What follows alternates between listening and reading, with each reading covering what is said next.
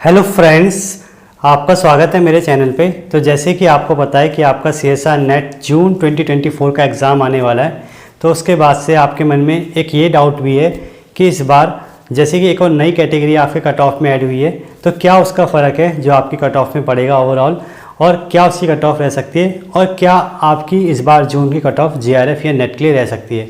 तो आज मैं इसी बात को डिस्कस करने आया हूँ और आपके डाउट क्लियर करूँगा कि मेरे हिसाब से क्या इस बार तीनों कैटेगरी में कट ऑफ रहने वाली है और क्या फ़र्क पड़ेगा नई कट ऑफ के आने से। तो चलिए शुरू करते हैं। तो देखिए, सबसे पहले तो जैसे आपको पता है इस बार एग्ज़ाम में आपकी 3 कट ऑफ आएगी, यानी 3 कैटेगरी में आपकी कट ऑफ आएगी, जिसमें पहली कैटेगरी उन बच्चों के लिए जो JRF निकालेंगे और असिस्टेंट प्रोफेसर के लिए भी एलिजिबल है, यानी जहाँ भी असिस्टेंट प्रोफेसर का एग्ज़ाम हो रहा होगा उसके लिए एलिजिबल है, यानी उनका JRF और LS दोनों काउंट होगा और साथ में वो JRF के थ्रू या LS के थ्रू भी PhD में एडमिशन ले सकते हैं। सेकंड कैटेगरी वो जो बच्चे LS निकालेंगे या नेट जिनका सिर्फ क्वालिफाई होगा और वो असिस्टेंट प्रोफेसर के लिए एलिजिबल है, साथ में वो PhD के एडमिशन के लिए भी एलिजिबल है।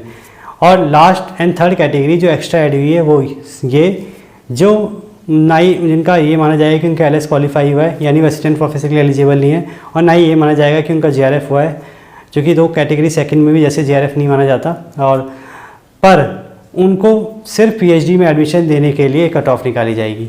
तो यानी कहने का मतलब है जो थर्ड कैटेगरी के बच्चे हैं उनका जो कट ऑफ आएगी, अगर आप उसमें आ जाते हैं तो आप सिर्फ PhD में एडमिशन ले सकते हैं, बाकी आपका LS और JRF किसी भी टाइप की आपको फेलोशिप नहीं मिलेगी।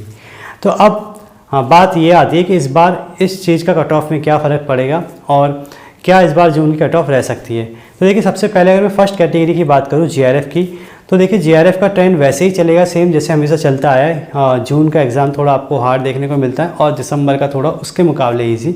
और क्या इसका ट्रेंड जनरली रहता है उसके रिगार्डिंग मैंने एक वीडियो ऑलरेडी बना रखी है, जिसको आप डिस्क्रिप्शन बॉक्स में देख सकते हैं या आई बटन में आपको ऊपर दिख रही होगी, उसमें आप देख सकते हैं कि क्या ट्रेंड रहा है आज तक। तो उस हिसाब से अगर मैं आपको कट ऑफ बताऊँ तो जनरल में जो आपकी कट ऑफ इस बार रह सकती है या जिस हिसाब से पेपर आएगा, तो उसमें आप 100 से 105 के बीच में टारगेट मान सकते हैं जनरल JRF का। और वही OBC की बात करूँ तो वही सेम आप 10 to 12 मार्क्स कम कर लीजिए, और अगर आप SC कैटेगरी में तो फिर OBC से 10 to 12 मार्क्स कम कर लीजिए, और ST कैटेगरी में तो SC से आप 10 to 12 मार्क्स कम कर लीजिए। तो ये एक JRF की कट ऑफ कैटेगरी फर्स्ट में रह सकती है, मेरा ये मानना है। कैटेगरी सेकंड की अगर मैं बात करूँ कि आपका सिर्फ नेट क्वालिफाई हो, LS क्वालिफाई हो और आप PhD के लिए एलिजिबल हो, तो उसमें जो कट ऑफ रह सकती है, तो जैसे 100 से 105 JRF के लिए थी जनरल में, तो उसके 10 मार्क्स कम आप मान लीजिए 90 से 95 के बीच में आपकी कट ऑफ रहेगी जनरल के लिए नेट LS की।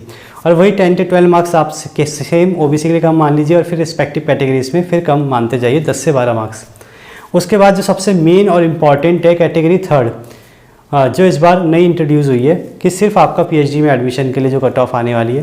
तो देखिए, उसके लिए मुझे आपका पर्सनली ऐसा लगता है कि आपकी जो कट ऑफ है वो नेट LS से भी 10 to 15 मार्क्स कम आएगी। तो हो सकता है कि आप पता 15 से भी कम मार्क्स की आ जाए, या 15 मार्क्स का गैप आ जाए, 10 का भी नहीं 15 का, क्योंकि जो मुझे लगता है गवर्नमेंट चाहती है कि ज़्यादा से ज़्यादा बच्चे PhD करें या PhD या हायर एजुकेशन को प्रमोट करना चाहती है। तो उस हिसाब से आपकी जो कट ऑफ है 15 मार्क्स कम आ सकती है नेट LS से भी। तो जनरल की अगर मैं कट ऑफ की बात करूँ तो जनरल में आपकी कट ऑफ उसमें 75 to 80 के बीच में आ सकती है PhD एडमिशन के लिए, यानी थर्ड कैटेगरी कट ऑफ। और वही सेम 10 मार्क्स आप कम मान लीजिए OBC और SC ST डिफरेंट कैटेगरीज में। तो ये टाइप का एक ट्रेंड आपको देखने को मिल सकता है। तो और बाकी मैं इसके प्रभाव की बात करूं कि कोई इफेक्ट पड़ेगा कि नहीं पड़ेगा मेन कट ऑफ में, तो देखिए मुझे लगता है थर्ड कैटेगरी कट ऑफ का फ़र्क इतना नहीं पड़ेगा आपके मेन ट्रेंड में। ये वैसे ही चलेगा जैसे प्रीवियस ईयर की कट ऑफ चलती रहती हैं और जैसे आपको देखने को मिलता है। पर हाँ, ये थर्ड कैटेगरी का फ़ायदा बस आपको ये होगा कि इस बार आपको इतना लंबा वेट नहीं करना पड़ेगा नेक्स्ट ईयर के लिए या 2-3 ईयर के लिए, और जब तक आपका JRF या नेट ही निकल जाता PhD के लिए, आप इसी बार में एडमिशन ले पाएंगे अगर आप उस कट ऑफ को पार करते हैं तो। बाकी ये चीज़ भी ध्यान रखिए, सेकंड और कैटेगरी थर्ड की जो वैलिडिटी है वो 1 ईयर की है PhD एडमिशन के लिए। तो यानी अगर आपका PhD एडमिशन में या उस कट ऑफ को आप पार कर लेते हैं, तो अगर आपको एडमिशन लेना है तो 1 ईयर के अंदर आपको लेना पड़ेगा।